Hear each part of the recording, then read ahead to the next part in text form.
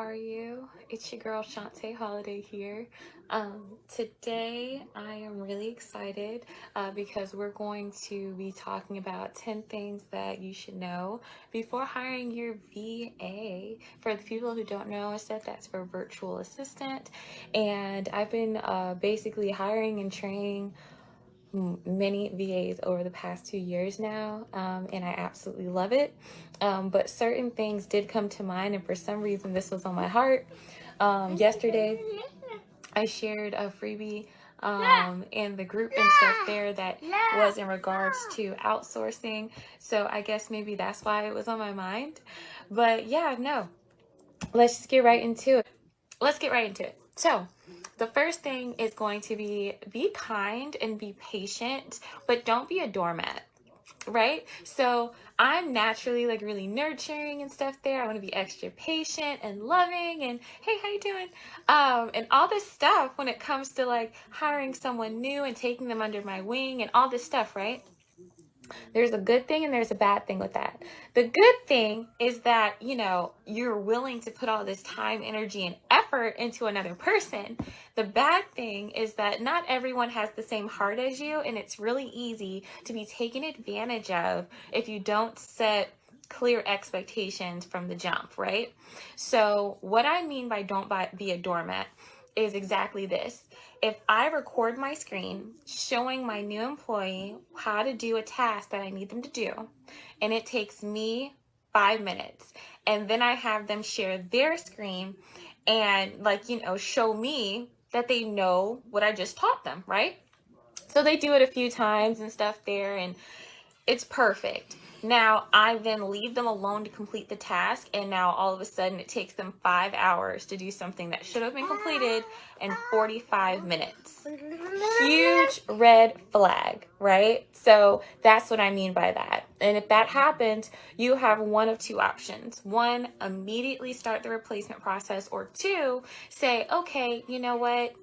Things happen. Let me just be perfectly clear with what does not go by with me. This is what I don't want to happen again, or the following consequence will be A.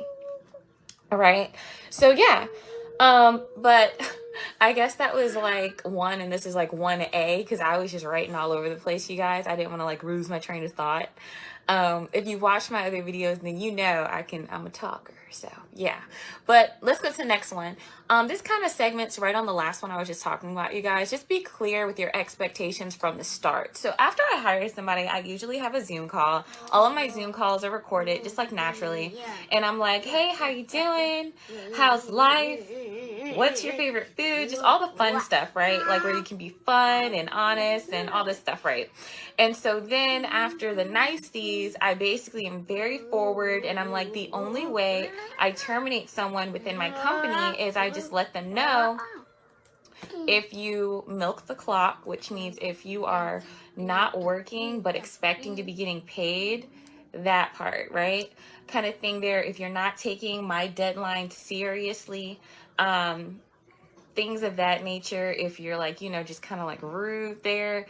But the biggest thing for me is I don't even really mind sometimes if someone's like rude and stuff. I mind, but not too much, right? You don't have to like everyone you worked with. I learned that really, really early.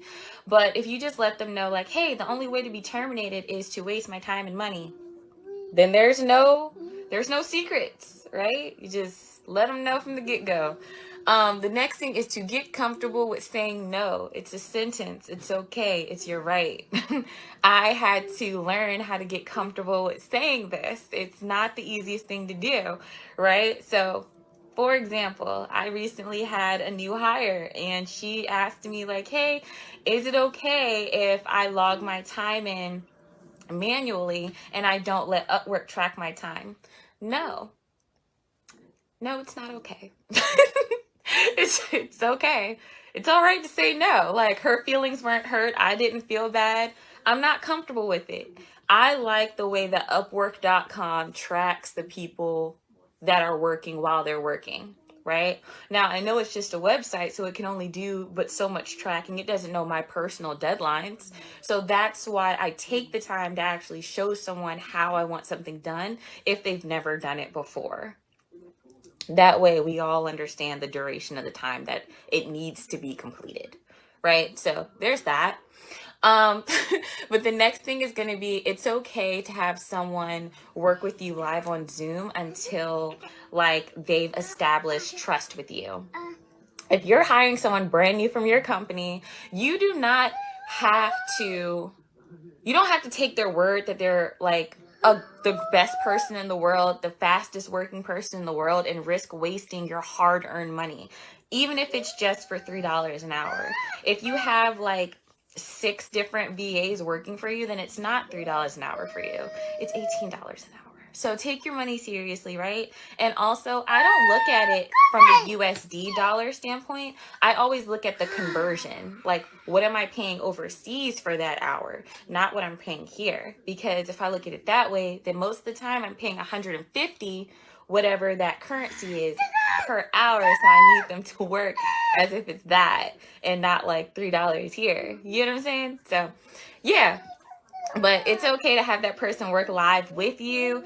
There's nothing wrong with that. It might be a little weird at first, but after you teach the person what you want and you need them to do, you can just simply mute your side, and then just have them work and then go on with your daily life. Sometimes I have it done and stuff there, and I just like chime in. I'm like, hey, I'm about to go run some errands, okay? But I'll be back in a second. Or, hey, I'm about to go wash dishes, so that she knows I'm not right near the screen. But sometimes, especially if you're hiring someone that hasn't worked with you in a while just yet, right? It's really helpful to know for them that you're literally just one, hello, ma'am, I have a question away. They can just ask you a question live time right there, and it doesn't have to slow down what you need to get done. But yeah, let's keep on going, you guys. But no, number 4 for me is to take your deadlines that you set for yourself seriously, or no one else will. And I totally mean that, you guys, because my deadlines mean everything to me. And sometimes I'll reach for the moon when I should have been like, putting it a little bit lower at first, but I don't mind doing that. It keeps me motivated and happy. Like, I'll set like 6 months of tasks to do in like 2 weeks, because I know it's possible. My whole team might be tired, including myself, at the end of those 14 days, but gosh darn it, we'll get it done, right? So like, you can do the same if you need to. I'm not saying to work yourself to exhaustion. I'm just saying that if you set deadlines for yourself, then make sure that, yes, you can set realistic ones, so short-term and long-term ones, but there's nothing wrong with taking your own deadline seriously. Because if I am your virtual assistant and you tell me, hey, I need something done by Friday, 9 a.m. Eastern Standard Time, and I'm like, okay, I can get that done, but I don't have it done until Sunday, 8 p.m. Eastern Standard Time. That means I don't care about your time or your company. Unless I told you what happened in the middle, unless I communicated how I was feeling and what was going on. Because you want someone to feel like your time is of value, because it is. Your company is important, whether it's a small business or a big business, and so is your time and your money. Because if you didn't feel like it was important, you wouldn't have made it a task and shown the person how you want it done. So yeah, let's keep it going. So there's that. Review the completed assignment live with your VA in the event anything needs to be corrected, you guys. So for me, this is huge, because I used to, hey, welcome in. I used to basically be the person that says to me like, okay, you already finished it? Great, no worries, I'll check it later. Check it later? No, like, when I check it and stuff there, if the VA is not available to check it live with me at the same time, then what I'll do is I'll record my screen and I'll give live critiques of what I need to be fixed. And then we might even just watch the video together, to be honest with you. Unless it's something small and she can just correct the things that need to be corrected in the video. You guys, excuse my son. He only wants to talk when I'm talking, so he's only 3, so yeah. But yeah, if you guys have ever experienced and stuff there, an assistant doing a task that you need to be done like incorrectly and you had to like correct it, let me know in the comments so that I know I'm not the only one. If that's happened to you, how did you go about the situation and stuff? Did you show them how to correct it? Did you hire a new person? Let me know. But I'm just going to keep on going. Number 6 is start with the appetizers and then go into the entree task. So what I mean by that is if you've just started with a brand new person and you've made them like your executive VA, which is like your go-to person, you might not want to start off with your biggest task. You might want to start off with your smallest one and then build up to that. Or maybe not multiple tasks. Maybe if you know you have 10 things that you need to get done in the next 3 days, give them 2, give them a time span on when you need it done, check in. And then after you give them 2, next give them 4, then give them 6. That way they're not biting off too much they can chew and they're not like, oh my God, I hate working for this person. You know, you're giving them a moment to actually digest and learn all the fun stuff. So yeah, but basically you don't want to overwhelm someone that's excited to work for you and that's doing their best. Plus you don't want to give them a whole bunch of tasks and like, what if they're awful? Like, what if they're like not good at doing what you need done and you've just given them the opportunity to mess up and waste your time that many times in a row? Like, don't do that to yourself. Don't do it. Don't do it. I've done it. I wouldn't suggest it. Like 0 stars. Next one is going to be give incentives after consistent hard work has been displayed over time. So I have one of my best assistants ever. He's not attached to like any of my groups or anything like that there. I keep him near and dear and stuff. So like I felt like he's my secret weapon. Absolutely adore him. And he is amazing. He gets so much amazing work done for me. He's really fast and efficient.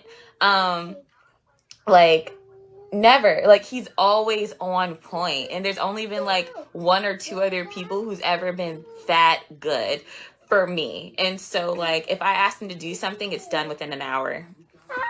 Something that would take me like an hour and a half, 2 hours, he does it in 60 minutes flat. And if it takes a little bit longer and stuff there, then he asked if like he could credit my money back to me and stuff. I'm like, dude, no, you're getting like a bonus. So like last month I gave this person like 4 bonuses, and it felt really good to do because he earned it. He made all of my clients happy. It made me happy. And it's just, it makes it easier for your company to request reviews and testimonials when they're actually getting more than what they wanted, right? Instead of when you're exceeding their expectations. So if your VA is exceeding your expectations consistently, not just after doing 1 or 2 tasks for you, no, like unless they're like huge tasks, then like go ahead and reward or whatever.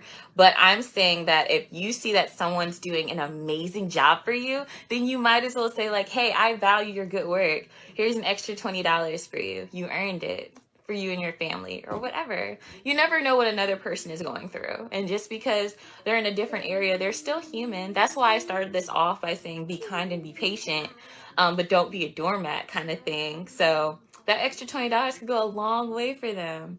But let's keep going, guys. So the next one is going to be one of my whatchamacallit. Oh yeah, I already shared it with you guys. Yeah, so basically and stuff there, I just give incentives. I'll do different incentives at different times. Like I might pay a fixed rate to do X, Y, and Z job, but then like all of a sudden I'll pay like triple for this one assignment just because I absolutely adore them. So like, yeah, so 7 and 8 and stuff there are kind of smushed together. Number 9, if possible, try to start with 2 people and like split the days instead of 1. I'll tell you why. Because you don't want one person to quit and then you have to start from rock bottom and train all the way back up again. You can, right? Like, you know your budget better than I do. What I'm saying is that I don't want for you to be in the position to where like you're so overwhelmed because you have your own job to do. That's why you requested help. That's why you wanted a virtual assistant. So if you're going this extra mile to hire and train somebody, 1, please record your screen when you train. because you could use that to train the next person. Usually I start with a fresh video. I try not to be lazy, but things happen and sometimes you might not have that extra time. But I suggest hiring 2 people and stuff there. And then also, like, if one of the people ends up not being the best fit for your company, hey, you got this other person right there. What is it, like last week and the week before, I hired, like, I kid you guys not, 7 people, 7 virtual assistants. That sounds crazy though, right? Like, who needs 7 virtual assistants? Apparently I do. You guys, one person like overslept past our meeting time. What I look like waiting for somebody to start their job? Who does that? No. Another person and stuff there went and like just didn't take the job seriously either. My son done locked himself out his iPad, y'all. I'm sorry. Another person didn't take their job seriously. Another person like lied consistently and stuff there. So it was just like, okay, this is what I'm finna do. I'm gonna hire multiple people and then I'm gonna take my time that way and go about it like that. So that was fun. It kind of saved me time and energy too, because if one person was asleep, running errands, busy with their family, I don't work the same hours every single day. It's really fluid. So I need different people to be able to go to that I actually trust, that already have an idea of my workflow. So yeah, all that fun stuff. And then the last thing for me is just like trust your own process and breathe. Like, I use Upwork and that makes it really, really fun for me. If you make sure, if you can, use Zoom to actually record yourself working and then practice by yourself explaining how you want a task done. So in the very, very beginning, right, what I did was I was using Google Sheets, and I would put the date, the VA's name, the task done, if they had any questions. These are columns that I would make in Google Sheets. And I would have that person use this Google Sheets I created as like our task board. And that was our go-to place every single day. So even if I wasn't on there every single day, she was, because she understood what I needed from her to do. If I missed a few days going on there and then I went and checked it out, I would basically let her know that, hey, even though I'm not checking this is basically like, this is our nucleus. This is where everything comes to for us. This is our core. I need for you to fill in the blanks, because I don't want you to have to try to remember what you did on Monday or what your question was for me. So that was making it really, really efficient for us. Now I use like Monday.com for some businesses and things like that. I know some people use like Asana, but I love Monday.com. They're awesome. But if you're trying to go the free 99 route and stuff there, because maybe budget's tight, I don't know, Google Sheets, it's just fine. Google Sheets, Google Drive and stuff there, you can do just as much amazing things done. But I hope that this was super duper exciting for you guys. Once again, if you tuned in for this live, drop a 1 for me down in those comments. And if you caught that replay, drop the number 2. My name is Shantae Holiday, and we just went over 10 things that you should know before hiring your virtual assistant. And if you already have one, then just take the knowledge and put it towards your current employees. But I wish you guys the best, and I appreciate you. Thanks, and I'll talk to you guys later. You'll also see this video in a few other places as well. So talk to you guys later. Bye.